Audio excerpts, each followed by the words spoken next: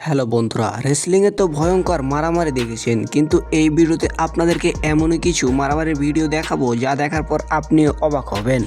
তো ভিডিওটি শুরু করার আগে সবাইকে বলছি, যাদের হার্ট দুর্বল তারা অবশ্যই এই ভিডিওটি থেকে দূরে থাকুন।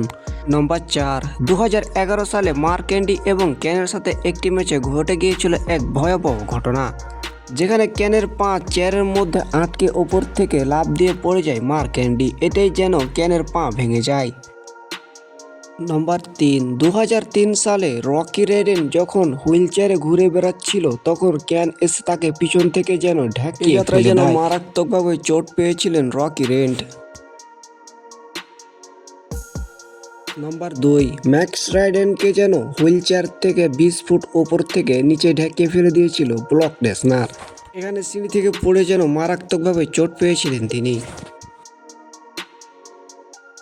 বন্ধুরা, ভিডিওটি ভালো লাগলে একটা লাইক দিবেন, যারা আমাদের চ্যানেল নতুন অবশ্যই সবাই চ্যানেলটি সাবস্ক্রাইব করে দিবেন।